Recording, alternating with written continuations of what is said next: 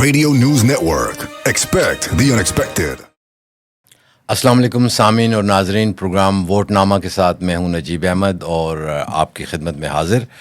ये प्रोग्राम आप power 99 radio के नेटवर्क पे भी सुनते हैं। उसके अलावा ये प्रोग्राम सोशल मीडिया के चैनल्स पे, रेडियो न्यूज़ नेटवर्क के यूट्यूब चैनल, इंस्टाग्राम, टिकटॉक के पे भी आप ये प्रोग्राम देखते हैं। आज 27 दिसंबर है। 27 दिसंबर पाकिस्तान की तारीख़ का एक इंतहाई यानी डार्क डे है, जिस दिन मोहतरमा बेनज़ीर भुट्टो साहिबा को शहीद किया गया। आज मेरे वही मेहमान जनाब डॉक्टर ताहिर जमील साहब, मोहतरम जनाब ज़हीरुद्दीन डार साहब और जनाब राना रियाज सईद साहब। Welcome ji, all of you to the show.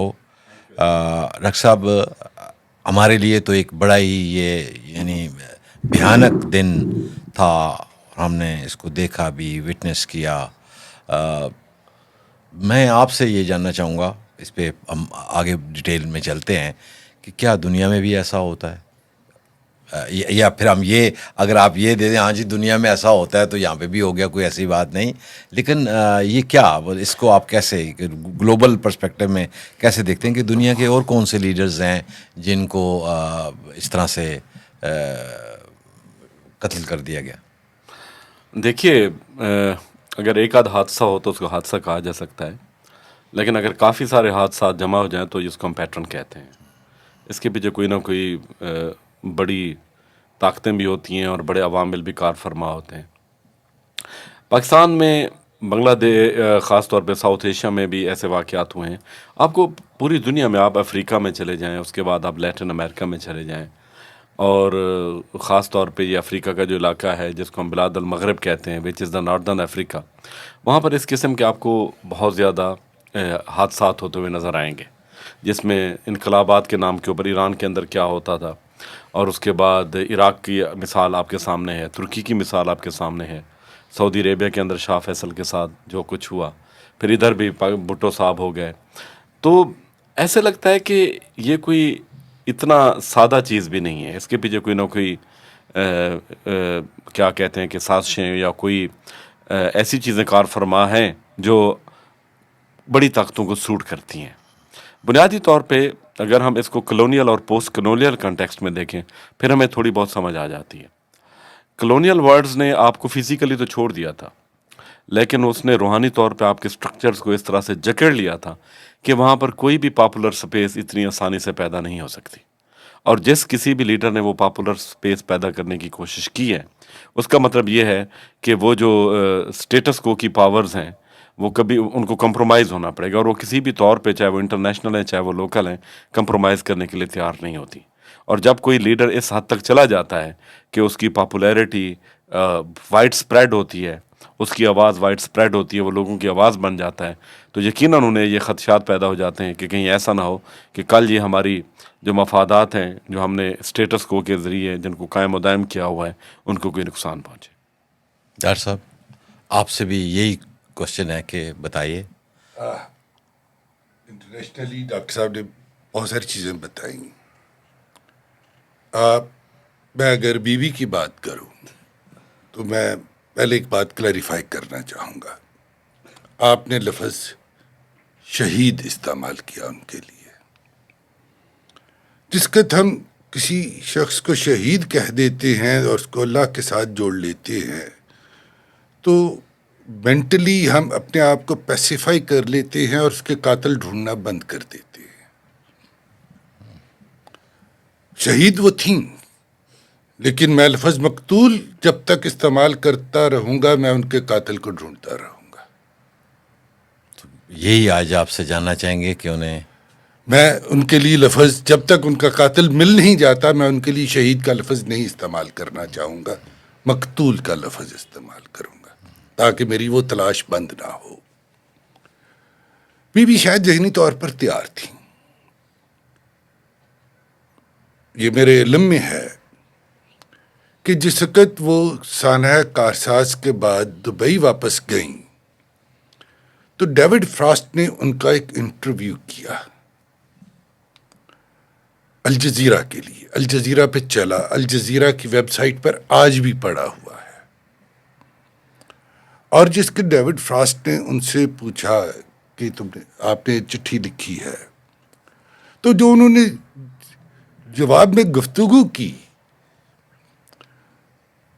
وہ کچھ ایسی تھی کہ جس سے اندازہ ہوتا ہے کہ اسامہ بن لادن تو آلریڈی مر چکا ہے،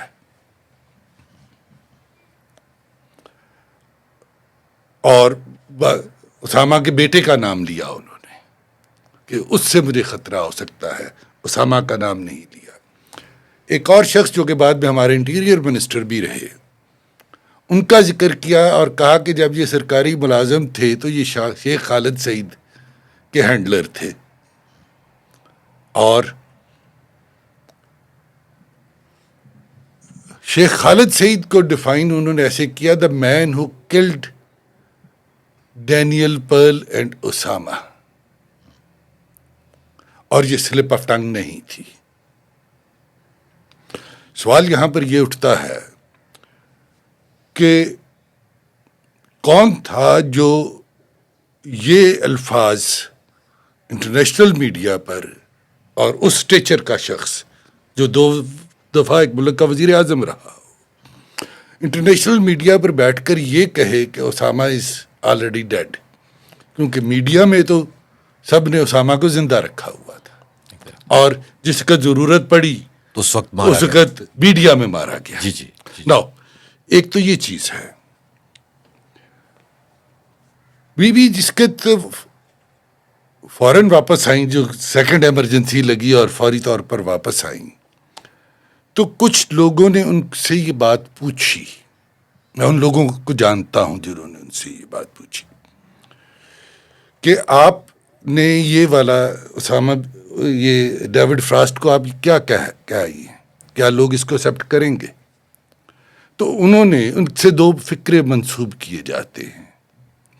ایک فکرہ یہ کہ لوگوں کو سچ سننے کا حق ہے، اور دوسرا یہ، اگر مجھے فکرہ جو سنایا گیا مجھے ایگزیکٹلی وہ یاد ہے، I know I will not come alive out of this campaign۔ اور یہ جس ملاقات کا ذکر کر رہا ہوں یہ 20 دسمبر کے ارد گرد ہوئی۔ ایک اور چیز کا میں ذکر کروں گا یہاں پر، RT جو ٹیلی ویژن اسٹیشن ہے، انٹرنیشنل ہے، کوئی 5 سال پہلے انہوں نے ایک خبر نشر کی کہ USA میں ڈک چینی کے بارے میں انویسٹیگیشن ہو رہی ہیں کہ اس نے فارن ہیڈز آف اسٹیٹ کو قتل کروایا۔ اگر آپ چاہیں تو آپ کو میں نے وہ کلپ سنبھال کے رکھا ہوا RT کا، اور ایک نام جو کہ بہت زور سے اس وقت سامنے آیا کہ ڈک چینی نے بے نظیر کو قتل کروایا، انویسٹیگیشن ہو رہی تھی امریکہ کے اندر، امریکی ادارے کر رہے تھے۔ اس انویسٹیگیشن کا آگے چل کے کیا بنا، شاید وہاں پر بھی وہی کچھ بنتا ہے جو پاکستان میں بنتا ہے۔ بی بی کا قتل، اور بی بی سے پہلے کہ جو ہمارے بہت سارے وزرائے اعظم یا سیاسی لیڈران قتل ہوئے، ان میں لوکل اور انٹرنیشنل مافیاز دونوں ہی انوالوڈ ہیں۔ میں خیال مافیا ایک مناسب لفظ ہوگا ان کو برانڈ کرنے کے لیے۔ لوکل بھی ہے، لوکل انٹرسٹس جو ہیں وہ بھی یہ کام کرتے ہیں، اور انٹرنیشنل انٹرسٹس بھی یہ کام کرتے ہیں۔ بی بی کا قتل اکیلا قتل نہیں ہے۔ لیاقت علی خان سے شروع ہو جائیں، حسین شہید سہروردی کی بیروت میں جس طریقے سے ہلاکت ہوئی وہ دیکھ لیں۔ فاطمہ جناح کے جنازے والے دن کراچی میں کیا ہوا اور لوگوں کے کیا مطالبات تھے، اور وہ کس پر مقدمہ چلوانا چاہتے تھے جو نہیں چل سکا۔ بھٹو کا عدالتی قتل، بے نظیر بھٹو کا قتل، اکبر بگٹی کا قتل، اسد اللہ مینگل کا قتل، بشیر بلور اور ہارون بلور کا قتل، میاں افتخار الدین کے بیٹے کا قتل، یہ اگر میں فہرست بناؤں تو وہ سینکڑوں میں بن جائے گی۔ اور ایک قتل جس کو ہم سارے بھول چکے ہیں، اس شخص کا احسان، حسن ناصر کا قتل، لاہور میں. سب اس کا حصہ ہے. جی. رانا صاحب میں آپ سے یہی پوچھنا چاہوں گا کہ کیا وجہ ہے کہ ہمارے یہ اتنے زبردست لوگ مار دیے جاتے ہیں؟ خاص طور پہ اگر بے نظیر صاحبہ کا بھی دیکھا جائے تو وہ تو ماشاء اللہ سے بڑی سمجھدار بڑی ان تھیں، اور جب انہیں یہ معلوم تھا تو، اور اس وقت پاکستان میں وار اینڈ ٹیرر کا سلسلہ بھی چل رہا تھا، اینڈ وہ fearlessly she was moving into K P Balochistan release کر رہی تھیں. تو کیسے آپ دیکھتے ہیں کہ ان کو پتہ ہونے کے باوجود وہ پھر آئیں اور لیاقت باغ میں، لیاقت باغ کا بھی ایک سمبولک لنک ہے سارا. میرا خیال ہے اس سے سوال کا جواب دینے سے پہلے تھوڑا سا بیک گراؤنڈ دیکھنا پڑے گا، ہمارے یہاں ہسٹری کیا ہے.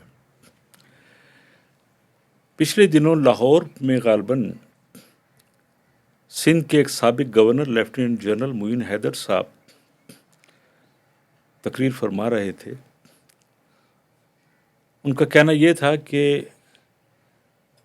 جنرل ایوب نے حکومت اس وجہ سے سنبھالی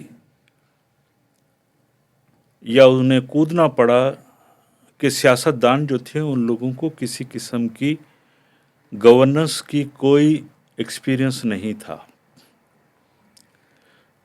ان کی تعلیم ایسی نہیں تھی. وہ سینڈ ہرس کا پڑھا ہوا تھا فیلڈ مارشل ایوب خان. جن لوگوں کے قتل کا ذکر ہوا ہے، ڈاکٹر صاحب نے فرمایا لیاقت علی خان صاحب کی تعلیم کو اگر آپ دیکھیں، بیرسٹر تھے، مختلف مضامین پڑھ کر وہ آگے آئے تھے، آکسفورڈ سے پڑھے ہوئے تھے. حسین شہید سہروردی مختلف سبجیکٹ میں ان کے بیچلر کے علاوہ ماسٹرز تھے، عربک کے بھی ماسٹر تھے اور بیرسٹر بھی تھے.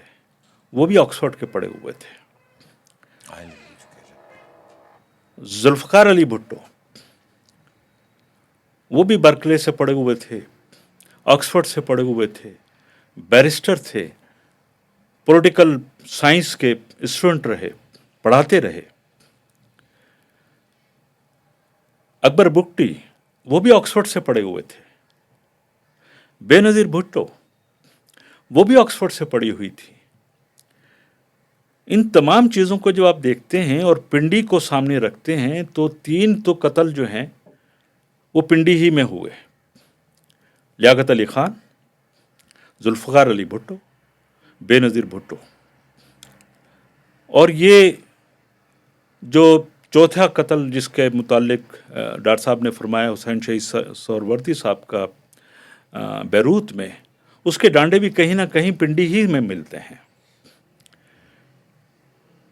کیا ہم نے پاکستان بنتے ہی یہ جو سینڈ ہرس کے پڑے ہوئے لوگ تھے، انہوں نے یہ سوچ لیا تھا کہ جو وفاداری ہم برطانوی شاہی خاندان کے کرتے ہیں اس وفاداری کو کنٹینیو کریں گے، اور وہاں کے پڑھے ہوئے جو لوگ ہیں جنہوں نے مختلف مضامین پڑھے ہیں، انہوں نے اکنامکس بھی پڑھی ہے، انہوں نے پولیٹیکل سائنس بھی پڑھی ہے، انہیں لا بھی آتا ہے، وہ اس ملک کو آگے لے کے چل سکتے ہیں. اس ملک کو جو نیا ملک بنا ہے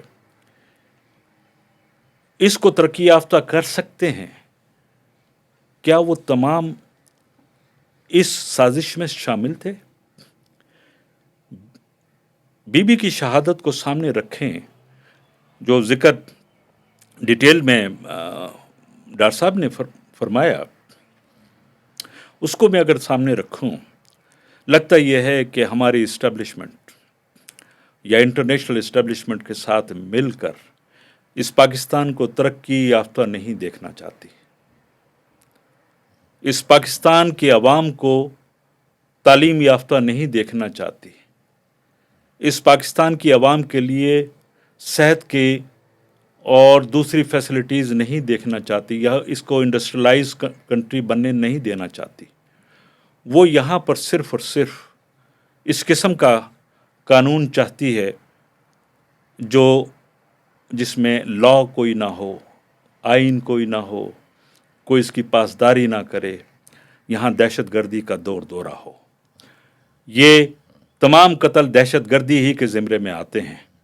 کیا وجہ ہے کہ سید اکبر جو لیاقت علی خان کا قاتل تھا، اس کی بیوہ ابھی تک ایبٹ آباد میں رہی، اس کو باقاعدہ جو ہے وہ سنبھال کے رکھا گیا۔ اس کی اولاد کو بتایا تو یہ جاتا ہے کہ وہ افغان تھا، لیکن ہمارے ہاں کیسے رہا، اور وہ ایبٹ آباد جیسے کنٹونمنٹ میں کیسے رہا؟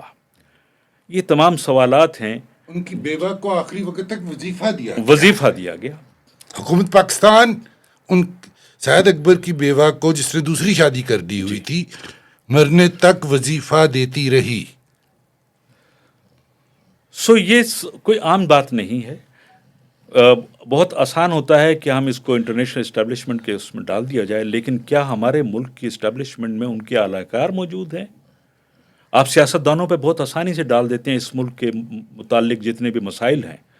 میرا خیال یہ ہے کہ ان مسائل کو سیاستدانوں کا نہیں، اسٹیبلشمنٹ نے اس ملک کو اس کا شکار کیا ہے۔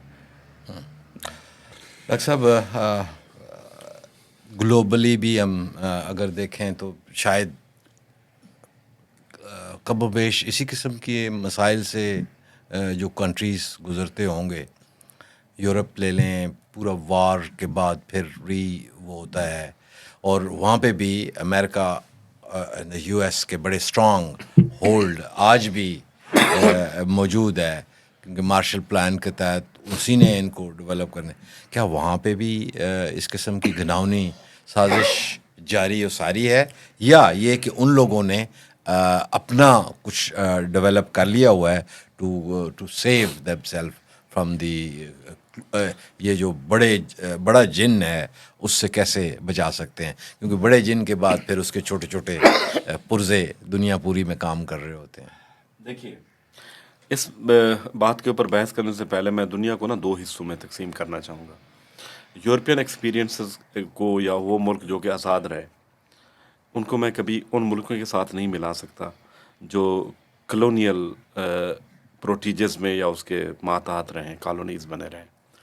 بنیادی طور پہ یہاں کالونیز کے اندر ایک جو بہت بڑی ریسٹرکچرنگ ہوئی ہے، اور خاص طور پہ وہ ممالک جو برٹش کالونیلزم کا حصہ رہے ہیں، وہاں پر کلاس سٹرکچر بڑے پیدا ہوئے ہیں، اور ان کو اوور دا ٹائم بہت بری طرح سے کنسالیڈیٹ کیا ہو گیا ہے۔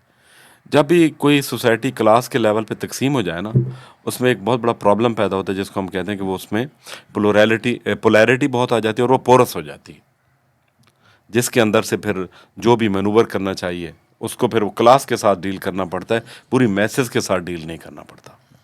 یورپ کے اندر، خاص طور پہ کانٹیننٹل یورپ میں اور ویسٹرن یورپ میں، وہاں پر ایک چیز رہی ہے، کلاس سٹرکچر اس طرح سے پیدا نہیں ہوا یا جس طرح ہمارے ہاں پیدا ہوا۔ یہ میں نہیں کہہ سکتا کہ وہاں پر نہیں تھا، لیکن اتنا کنسالیڈیٹڈ نہیں تھا۔ ہمارے ہاں تو کلونیل دور نے جو اپنے لاز اور رولز بنائے، اس میں ان کو مزید کنسالیڈیٹ کر دیا۔ وہاں نیچرل جو بھی تھا، لیکن ان کے ساتھ ساتھ ایک انلائٹنمنٹ کی موومنٹس بھی چل رہی تھیں۔ انٹلیکچوئلس کا بہت بڑا رول ہے کہ نائجیریا الجزائر کی جنگ ہو رہی ہے، اس کی آزادی کی باتیں ہو رہی ہیں، ٹھیک ہے، اور جتنے انٹلیکچوئلس ہیں وہ سارے پیرس میں بیٹھے ہوئے ہیں، اور وہ اس کے اوپر کومنٹس کر رہے ہیں۔ ہمارے ہاں یہ چیز بہت زیادہ حد تک ناپید رہی ہے۔ ہمارے ہاں تو یہی ہے کہ بھی کوئی اگر اس قسم کی آواز آتی ہے، پہلے تو ہم اس کو دباتے ہیں، پھر اس کو پھر اڑا لیتے ہیں۔ کل بھی بھٹو زندہ تھا، آج بھی بھٹو زندہ ہے، اور بہت سارے لوگ ہمیں وہ بھی کہتے ہیں کہ کب تک، یعنی یہ کب تک یہ ہوگا، تو کب تک زندہ رہے گا۔ ہاں، یہ بھٹو کا اپنا دعویٰ ہے کہ آئی ول رول فرام مائی گریو۔ اس نے یہ بہت بڑا دعویٰ کیا تھا، جو کہ ٹھیک ثابت ہو رہا ہے۔ اس نے یہ دعویٰ کیوں کیا تھا، یہ جاننے کے لیے ہم فزیکلی تو نہیں لیکن مینٹلی اپنے آپ کو ارلی 70s میں ٹرانسپورٹ کر سکتے ہیں، ٹائم ٹریول کر کے مینٹلی تو ہم جا سکتے ہیں نا۔ بھٹو کو جو پاکستان ملا، جنگ زدہ، زخم خوردہ، شکست خوردہ، آدھا پاکستان ٹوٹ چکا تھا۔ پاکستانی اکانومی اور کرنسی نوز ڈائیو کر چکی تھی. انٹرنل فریکچرز تھے, آئین نہیں تھا, 93,000 جنگی قیدی تھے جو کہ آکاش وانی پر بیٹھ کر ہمیں سارا دن یاد کرواتے تھے, اپنے گھر والوں کے لیے پیغام ریکارڈ کروا کے کہ ہماری طرف بھی دیکھو. ایک عام پاکستانی کی اس کا ذہنی حالت کیا تھی؟ 71 72 73 میں 14-15 سال کا تھا اور میں اپنے باپ کی آنکھیں پڑھ سکتا تھا. اگر ہم جب تک وہ نہیں جانیں گے کہ وہ حالات کیا تھے جن میں بھٹو آیا, ہم بھٹو کو سمجھ نہیں پائیں گے. غربت تھی, قحط تھا, اور سر منڈاتے ہی اولے پڑے, اوپر سے سیلاب آ گیا. جو بھٹو کے لیے سب سے بڑا چیلنج تھا وہ آئین تھا. بھٹو ایک کنسنسس ڈاکومنٹ پروڈیوس کرنے میں کامیاب ہوا. اس پر ہم پہلے بات کر چکے ہیں کہ یہ اس پر اس ملک کے تمام ڈکلیئرڈ غداروں کے بھی دستخط ہیں, اس پر تمام مذہبی جماعتوں کے بھی دستخط ہیں, تمام سیاسی جماعتوں کے بھی دستخط ہیں. کنسنسس ڈاکومنٹ تھا, اور وہ 93,000 قیدیوں کو بھی واپس لانے میں کامیاب ہوا. ایک ٹوٹے ہوئے ملک کو, شکست خوردہ زخم خوردہ ملک کو دوبارہ پیروں پہ کھڑا کرنا. OIC بنائی اس نے, وہ اسلامی دنیا کا لیڈر بنا. مجھے وہ دن وقت یاد ہے کہ مال روڈ پر ہم لائن لگا کے لاہور میں کھڑے تھے, اور یہ جتنے فارن ہیڈز آف اسٹیٹ تھے وہ کھلی گاڑیوں میں ہمارے سامنے سے ہاتھ ہلاتے ہوئے گزر رہے تھے.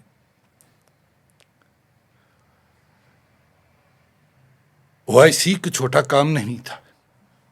دوسرا یہ پاکستانی ولیڈ گراس اور ایون عام غریب آدمی کے لیے اس نے کیا کیا.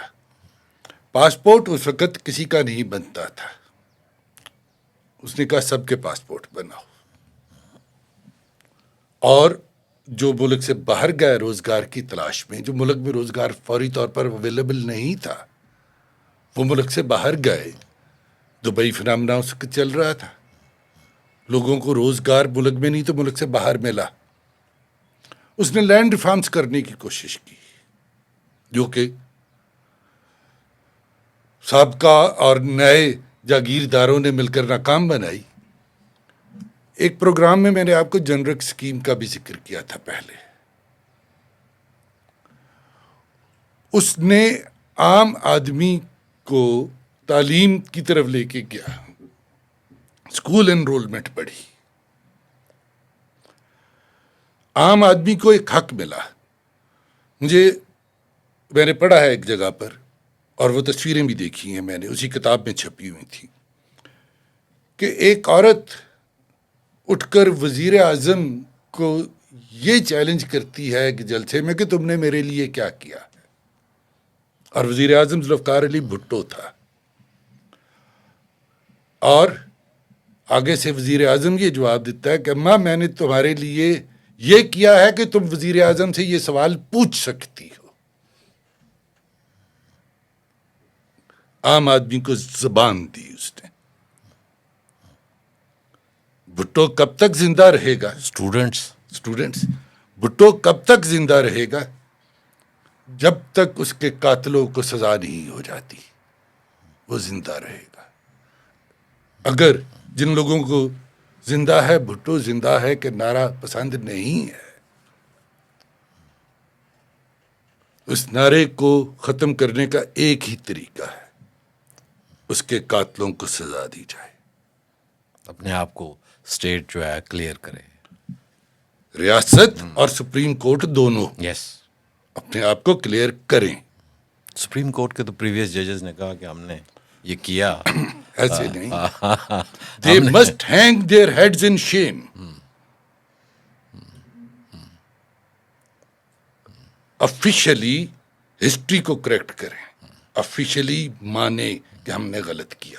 اور انہیں ایک لیڈر تسلیم کریں جو انٹرنیشنل پائے کا لیڈر تھا, اور جس کو تھریٹ صرف پاکستان کے اندر نہیں گلوبل تھریٹس تھیں انہیں. رانا صاحب, یہی کوشچن آپ سے ہے کہ بھٹو زندہ ہے اور بہت سارے لوگوں کو پریشانی ہے. زندہ رہے. اس کی وجہ ہے جو ڈاکٹر صاحب نے فرمایا, ڈیٹیل میں بات کی ہے. ایک پاسپورٹ کو عام شخص کے لیے اجرا کر دینا, آسانی اس کے لیے پیدا کر دینا تاکہ وہ ملک سے باہر جا کر اس ملک کے لیے فورن ایکسچینج کما سکے. اسکلڈ ورکر نہیں, ان اسکلڈ ورکر بھی گیا. میں اس کی تھوڑی سی اگر بیک گراؤنڈ کو دکھاؤں, پاکستان کے سرکاری ریکارڈ کے مطابق جب بھٹو نے حکومت سنبھالی تو 41% عوام غربت کی سطح سے نیچے رہ رہے تھے. اس ایک پاسپورٹ کو کھلا کرنے کے لیے عام شخص کو دینے سے جو یہاں پر فرق آیا, یہاں کی معیشت پہ, جب بھٹو صاحب کو پھانسی دی گئی 4 اپریل 1979 کو 79 میں, تو 20% عوام غربت کی سطح سے نیچے رہ رہی تھی. یہ جو 21-22% غربت کم کی, وہ صرف ایک کام کی وجہ سے ہوئی. آپ کو بھی یاد ہوگا, آج کل بڑی بات ہوتی ہے تعلیم کے متعلق. میٹرک تک تعلیم مفت بھٹو ہی نے کی تھی. اس سے پہلے تعلیم مفت نہیں تھی, آپ کو کچھ نہ کچھ فیس دینی پڑتی تھی. یہ جو آپ مختلف جگہوں پر ڈسپینسریز اور RHCs دیکھتے ہیں, ہاسپٹل دیکھتے ہیں, یہ تو دیکھیں کہ بھٹو کے ٹائم میں کتنے ہاسپٹل بنے اور کتنے اسکول نئے کھلے, کتنے کالجز اور کتنی یونیورسٹیز نئی کھلی, کتنا انفراسٹرکچر کا نیا ایونیو جو ہے کھولا گیا. انڈس ہائی وے وہ بھٹو صاحب کے ٹائم میں 75 میں سٹارٹ ہو گئی تھی. جامپور میں ڈی جے خان کے پاس اس کا سینٹر غالباً بنتا ہے, وہاں پر وہ اس کا ایک آفس تھا. میں نے اس زمانے میں دیکھا جب وہاں پہ کام شروع ہوا تھا. پھر آپ آ جائیں تعلیم کے ساتھ ساتھ ٹیکنیکل تعلیم جو انہوں نے دی, اس کے لیے جو کوششیں کی. آپ فار ایسٹ میں چلے جائیں یا مڈل ایسٹ میں چلے جائیں, جتنا پاکستانی وہاں بیٹھا ہے ان سے پوچھیں, ان کی تیسری نسل وہاں پہ اب رہ رہی ہے. وہ سب بھٹو کے دور میں ہی گئے تھے.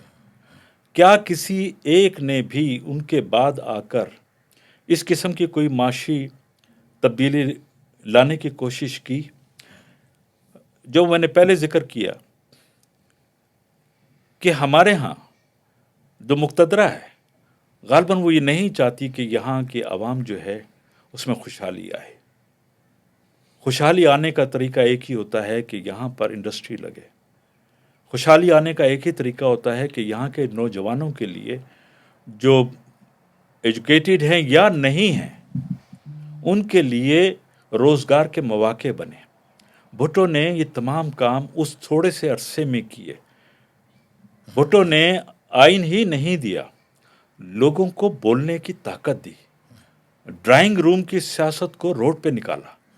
آج جو لوگ ذکر کرتے ہیں کہ فلانا جو ہے وہ اس نے ڈرائنگ روم کی, وہ بھٹو کے ٹائم ہی میں آیا تھا. میں اور آپ جو شلوار قمیض پہنتے ہیں آج کل فیشن کے طور پہ, اس فیشن کو بھی بھٹو ہی لایا تھا. تو وہ عوامی نمائندہ تھا.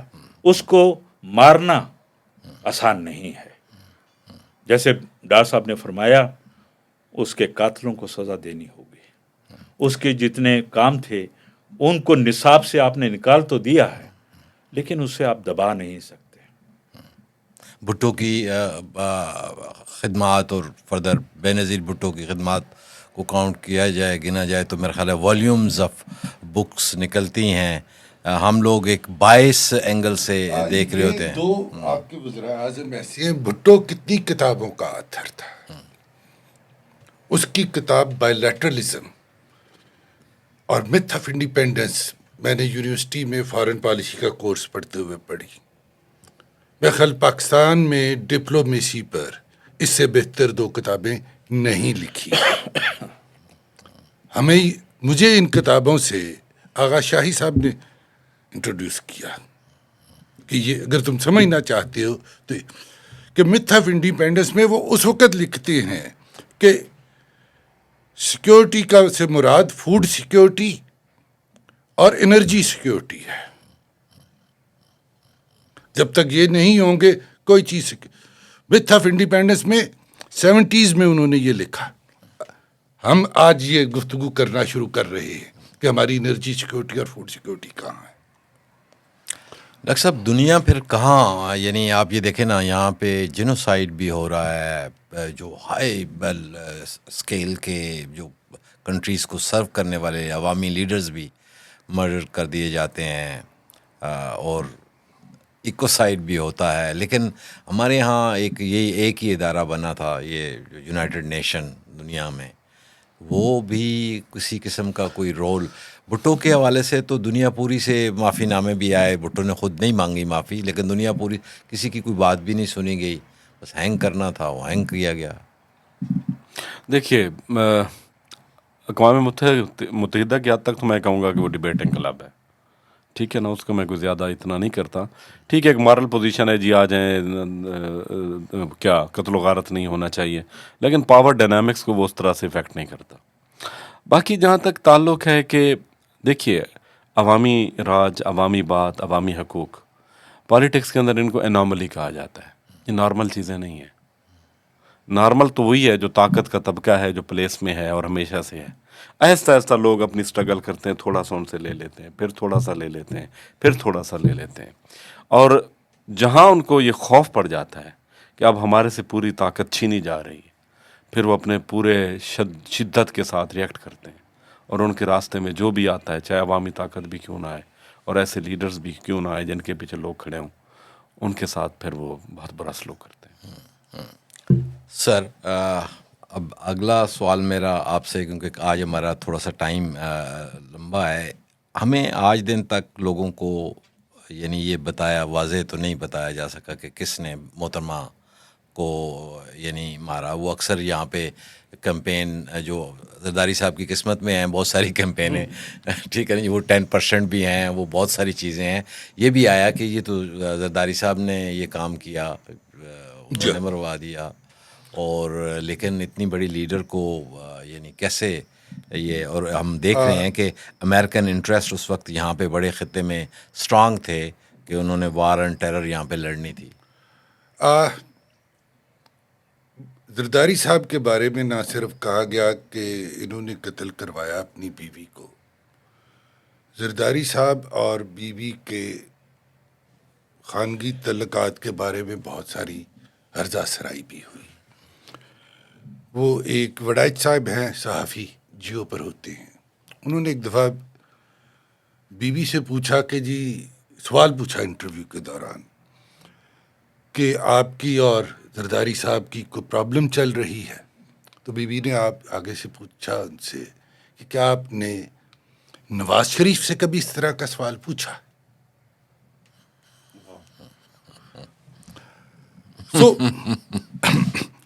ہم بہانہ تلاش کرتے ہیں کوئی نہ کوئی بات گھڑنے کے لیے، پروپیگنڈا کی بات گھڑنے کے لیے. زرداری صاحب کے پر ایون ایک آرگومنٹ بلڈ کیا گیا کہ بینیفیشری اس کے مرڈر کا یہ ہے، اور یہ آرگومنٹ بہت سارے لوگوں نے بائی بھی کر لیا. مجھے سمجھ نہیں آتی کہ وہ کس طرح بینیفیشری ہیں. مجھے تو وہ بینیفیشری نہیں لگتے. مجھے تو لگتا ہے ان کا نقصان ہو گیا، ان کا گھر اجڑ گیا، بچوں کی ماں چلی گئی. ان کو قتل کس نے کیا ہے؟ میں نے پہلے ڈک چینی کا اور اس ایف بی آئی کے انویسٹیگیشن کا ذکر کیا ہے. اگر ہم لوکل بھی دیکھیں تو جس وقت وہ بدنام زمانہ جو ریکنسیلیشن آرڈیننس ہوا تھا، اس کے بعد وہ آئیں تو میرے یہاں پر 2 سوال ہیں. پہلا سوال یہ ہے کہ کیا وہ کیے بغیر آ سکتی تھی, اور دوسرا سوال یہ ہے کہ کیا انہوں نے اس کا فائدہ اٹھایا اس آرڈیننس کا. تو جواب بڑے سیدھے سے ہیں کہ جب اگر وہ نہ کرتی ریکنسیلیشن سے, وہ دروازہ نہ کھولتی, تو نواز شریف آج بھی وہیں بیٹھا ہوتا, بی بی بھی باہر ہوتی. اور دوسرے سوال کا جواب یہ ہے کہ انہوں نے کبھی اس کا فائدہ نہیں اٹھایا اپنی ذات کی حد تک. آگے چلیں.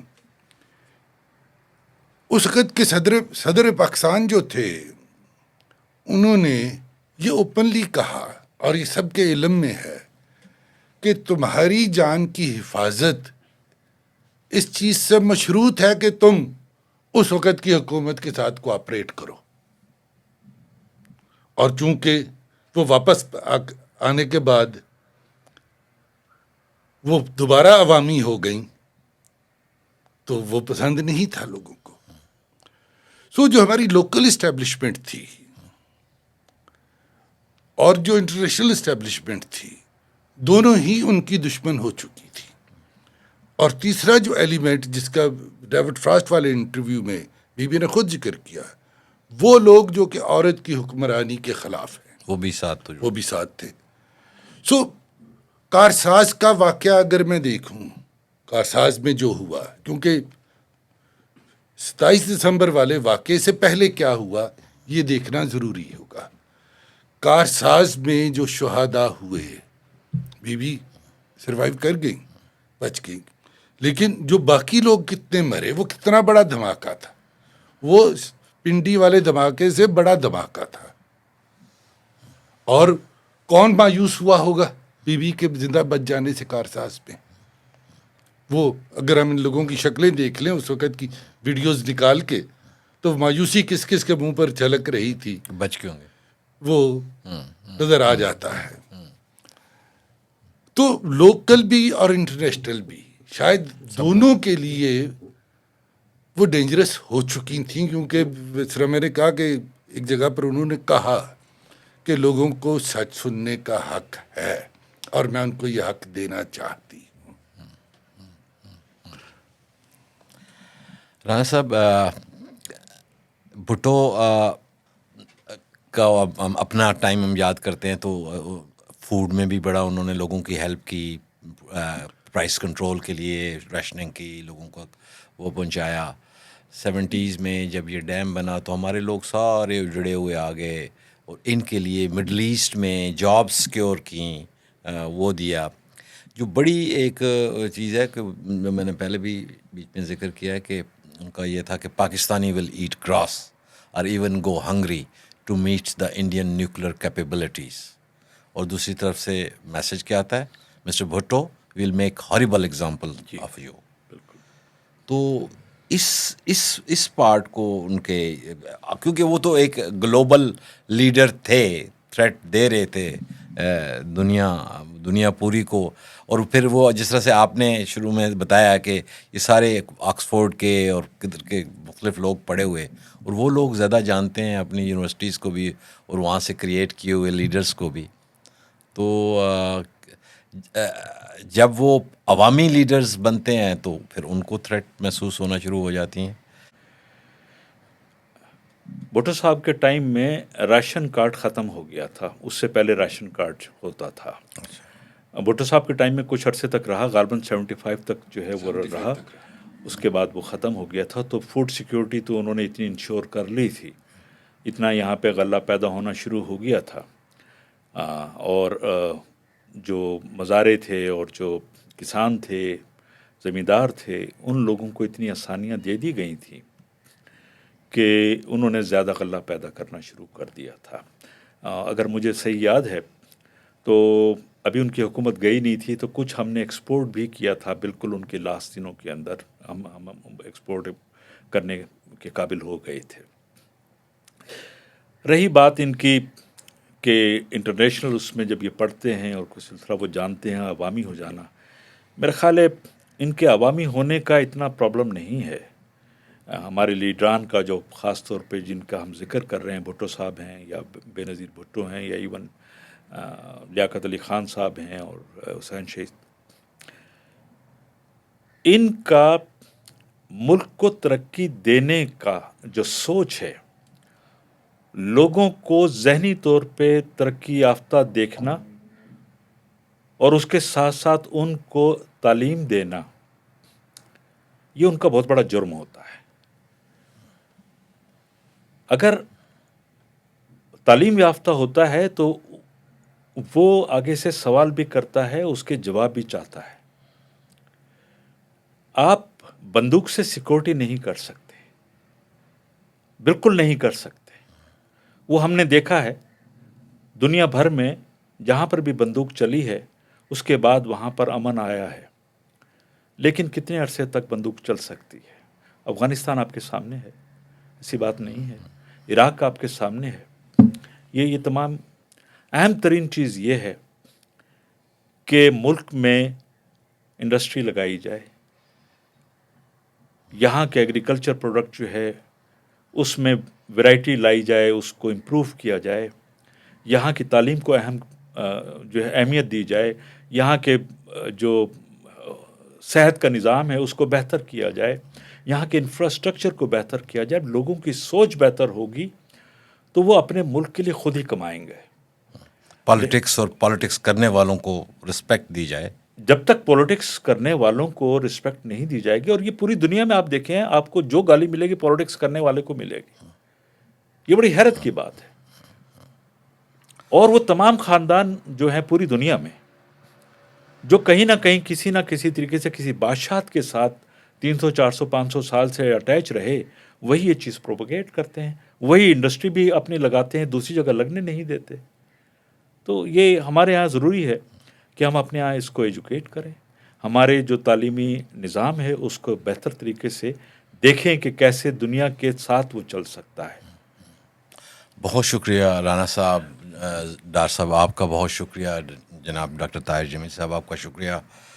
تو سامعین، ماں باپ آپ سے چلے جائیں تو ظاہری بات ہے ایک خاندان کا، ایک گھر کا بڑا مسئلہ بن جاتا ہے اور دکھ ہوتا ہے، اور جب کوئی بہت بڑا لیڈر آپ سے نکل جائے تو پورے ملک کا وہ نقصان ہوتا ہے۔ اور ہمارا ایک بار نہیں، ہمارا اس ملک کا کئی بار نقصان ہوا۔ ہمارے لیڈرز، ہمارے وہ لوگ جو اس ملک کو زمین سے آسمان تک لے کے گئے، وہ لوگ کھا لیے گئے۔ تو دعا ہے ہماری کہ آئندہ یہ ریپیٹ نہ ہو، اور ان لوگوں کو جس طرح کے پروگرام میں بتایا سزا دی جائے اور ان لوگوں کو سامنے لایا جائے جنہوں نے یہ حرکت کی ہے۔ اس کے ساتھ ہی اجازت چاہوں گا۔ پاکستان زندہ باد۔